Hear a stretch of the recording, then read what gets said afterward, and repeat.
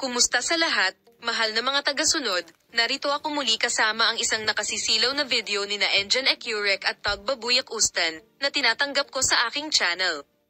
Ang isang nakaistilong hotel sa isa sa mga sikat na distrito ng Istanbul ay naging isang romantikong getaway para sa mga celebrity. Ang mga aktor na sina Engin Ecurek at Tug Babuyak Ustan ay nasa gitna ng isang nasusunog na sakuna.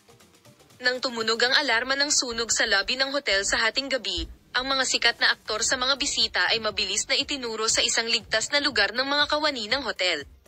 Ipinadala sa pinangyarihan ng mga bumbero matapos kumalat ang apoy sa kusina ng hotel sa loob ng maikling panahon. Habang naghihintay sa labas sina Artichoke Rowing at Tug Babuyak Ustan kasama ang iba pang bisita ng hotel, dumagsa ang press sa eksena. Habang nakatawag pansin ang mag-asawa sa kanilang masaya at kalmadong kilos ay nakita nilang naghihintay na makontrol ang apoy. Sa natanggap na impormasyon mula sa mga otoridad na dumating sa pinangyarihan, sa maikling panahon ay naapula ang apoy at ang mga bisita ng hotel ay ligtas na inilikas. Habang walang pinsala sa insidente, material na pinsala ang nangyari sa hotel. Umalis sa hotel sina Engin Ecurek at Tug Babuyak Ustan nang hindi sinasagot ang mga tanong ng mga miyembro ng press.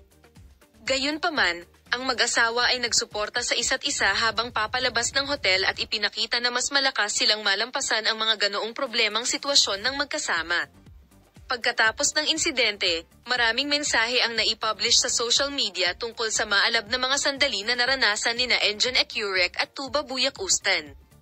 Mga tagahanga, ipadala ang iyong mga panalangin sa mag-asawa sa social media, na hilingin na malampasan nila ang insidenteng ito sa mabuting kalusugan.